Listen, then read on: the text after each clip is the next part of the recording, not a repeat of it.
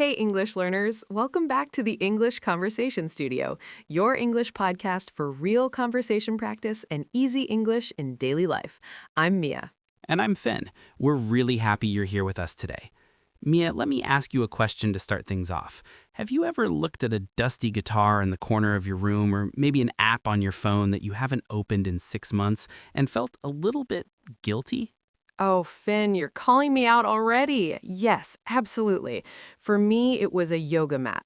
I bought the most expensive, beautiful mat, convinced I was going to be a master yogi. I used it for exactly 4 days. Now it's basically a very expensive rug for my cat. Exactly, and that's what we're diving into today. Why do we do that? Why do we start with so much fire and then suddenly the fire goes out? It's a fascinating topic, Finn, because it feels so personal. We often think we quit because we are lazy or not talented enough, but today we're going to argue that's usually not the truth. Most people quit too early simply because they don't understand the boring middle of the journey. I love that, the boring middle. It's where dreams go to take a nap. So, if you've ever felt like you're failing because you lost your motivation, stay with us. This episode might just change how you look at your goals and your English studies. So, Finn, let's talk about the first stage. I call it the shiny beginning. You know that feeling when you decide to do something new? Oh, I know it well, Mia. You feel like a superhero. You go out and buy the starter kit. If it's running, you buy the shoes. If it's English, you buy 3 new notebooks and 5 different colored pens. And the water bottle. Don't forget the new water bottle. For some reason, we think a new water bottle is the key to a new identity. It's true. Why is the beginning so easy, though? Why does it feel so good? Well, because in the beginning, we aren't actually doing the hard work yet. We are in love with the idea of the result.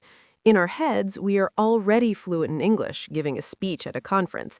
We are already fit. Imagination is very generous, Finn. It gives us the reward before we've even started.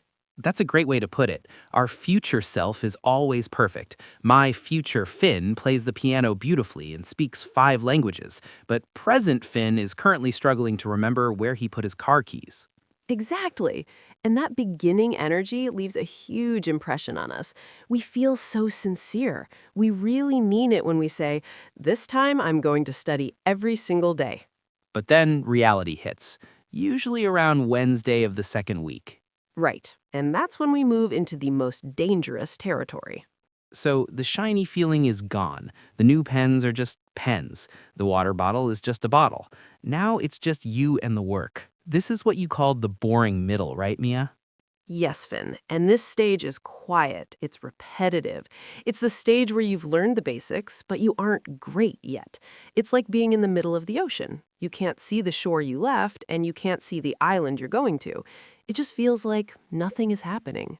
And that really takes a toll on your mind, doesn't it? When you put in effort but the progress bar doesn't seem to move. It really does. And then we start looking for an exit. We start saying things like, maybe I'm just not a language person, or I'm too busy this month. And then, Finn, we use the most famous line in human history. Let me guess. I'll start again on Monday. Yes, Monday, the world's busiest life coach. We treat Monday like a magic reset button. I didn't study today, but on Monday, I will be a completely different person. I've been a victim of the Monday trap so many times, Mia. It feels like a way to protect ourselves from the disappointment of today. If I say I'll start Monday, I don't have to feel bad about quitting today. Exactly. It feels reasonable. Quitting doesn't always look like a big, dramatic tantrum. Sometimes it's just a quiet, reasonable voice saying, let's just take a break and come back later. But here's the thing, Mia. Just because we don't see progress doesn't mean it isn't happening. I was reading about the Chinese bamboo tree the other day. Have you heard of it? I haven't. Tell me about it. Well, when you plant a Chinese bamboo seed, you have to water it and fertilize it every day. For the first year, nothing happens. Second year, nothing. Third, fourth year, still nothing. You just have a patch of dirt. Wow, I would definitely have walked away from that project by year 2. Most people would, but then in the 5th year, the tree grows 80 feet tall in just 6 weeks. 80 feet in 6 weeks? That's incredible. But the question is, did it grow 80 feet in 6 weeks, or did it grow 80 feet in 5 years? Ah, I see your point, Finn. For 4 years, it was growing a massive root system underground. It was building the foundation so it could support the height later. Exactly. And English learning is the same. Maybe you feel like you're not getting better because you still make mistakes with he, she, or the, a, but underneath the surface, your brain is building a root system. You're becoming more comfortable with the rhythm of the language. You're recognizing words faster. That is so insightful, Finn. I think our perception of progress is often wrong. We think progress should look like a straight line going up, but in reality, it's often flat for a long time and then suddenly, boom, a breakthrough.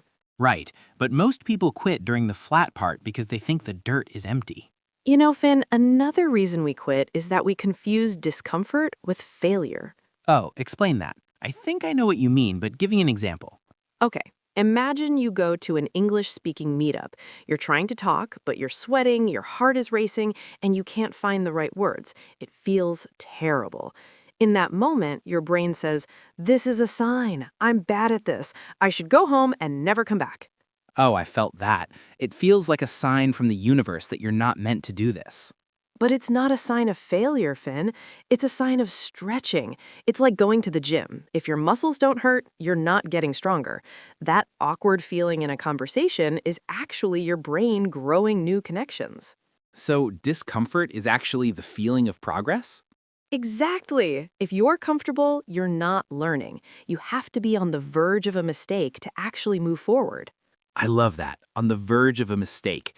We usually try to avoid mistakes, but maybe we should look for them. If I'm not making mistakes, I'm probably staying in my comfort zone too much. Precisely. Our brains are designed to protect us. When we feel awkward, the brain screams, "Abort mission, danger." But there is no danger. There's just growth. Mia, I think there's one more thing that makes the boring middle even harder. Social media. Oh, definitely. The comparison trap. Right? You're sitting there struggling to understand a grammar rule, and then you see a video of a polyglot who supposedly learned 10 languages in 10 months, or a friend who posts a photo of their perfect study routine with avocado toast and a green juice. Always the green juice. And you look at your messy desk and your 1 cup of cold coffee, and you think, I'm doing this wrong. I'm behind. But Finn, that's such a lie. We are comparing our behind-the-scenes footage with someone else's highlight reel. We don't see the polyglot's 5,000 mistakes. We don't see the person on Instagram being frustrated. That's why I think we need to show willingness to be messy. Growth is unpredictable. It doesn't look like a polished YouTube video. It looks like a lot of ums and uhs and messy notebooks. I agree, Finn. Instead of asking, "Am I as good as that person on Instagram?" we should ask, "Am I still here? Am I still in the game?" Because if you haven't quit, you are winning. Okay, Mia, we've talked about why we quit, but let's get practical. How do we stop ourselves from walking away when things get tough? My first tip is to narrow down the goal. Narrow it down? You mean make it smaller? Yes, we usually quit because our goal is too heavy. If your goal is, "I will study English for 2 hours every night," that is a very heavy weight to carry. The first night you're tired, you'll fail, and then you'll feel like a failure and quit. So what's a better goal? Make it so small that it's impossible to fail. Tell yourself, "I will listen to one English podcast for 5 minutes," or "I will learn one new word." That's it. Oh, I see. Because the hardest part is usually just starting. If I tell myself it's only 5 minutes, I'm not reluctant to do it. I can do 5 minutes. Exactly. And usually, once you start, you'll keep going. But even if you don't, you still kept your promise to yourself. You stayed consistent. That leads to my second tip. Never miss twice. This changed my life, Mia. I love that rule. Tell the listeners how it works. It's simple. Life happens. You might get sick, or your boss might ask you to stay late. You might miss a day of study. That's okay. Missing one day is an accident, but missing 2 days, that's the start of a new habit, the habit of quitting. So the rule is, you can miss today, but you must show up tomorrow. Exactly. Don't wait for Monday. If you miss Tuesday, come back on Wednesday. It keeps the momentum alive. And my final piece of advice is, remember your human why, not your resume why. What's the difference? A resume why is I want a better job. That's a good reason, but it's not very emotional. A human why is I want to be able to make a friend in another country, or I want to feel proud when I order coffee in London. That's much more powerful. When I'm tired, getting a better job feels far away, but making a new friend feels like something that warms my heart. Precisely. Keep that human why close to you. Before we wrap up, Mia, let's look at those powerful words and phrases we used. I think they are really useful for our listeners to describe their own journeys. Good idea, Finn. Let's start with leave an impression. We said the beginning of a goal leaves an impression on us. This means it creates a strong effect or a memory, like a great movie leaves an impression on your mind. And then we had take a toll. If studying without a break for 3 weeks takes a toll on you, it means it causes damage or weariness over time. It makes you tired. Then we have reluctant. If you are reluctant to study, you are hesitant or unwilling. You don't really want to do it. We also used insightful. That's an adjective for something that shows deep understanding.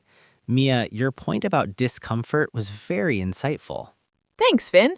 And we mentioned perception. That's just a fancy word for how you see or interpret something. Your perception of the world changes as you learn a new language. My favorite was on the verge of. If you are on the verge of a breakthrough, you are very, very close to it happening. You're right at the edge. We also talked about things being unpredictable. Language learning isn't a straight line. It's unpredictable. You don't always know when the progress will show up. And to get through that, you have to show willingness. You have to show that you are ready and open to try, even if it's hard. If you don't, you might walk away from your dream. To walk away from something means to abandon it or leave it behind. And finally, to prevent that, you should narrow down your goals. Make them smaller and more focused so they aren't so scary. Finn, I think the main insight today is simple but powerful. You don't always need more talent or more shiny motivation. Sometimes you just need to stay in the boring middle a little bit longer. I agree, Mia. Most people quit 5 minutes before the miracle happens. Don't be most people. We really want to hear from you now. Is there something you were on the verge of quitting recently, or maybe something you walked away from in the past that you wish you hadn't?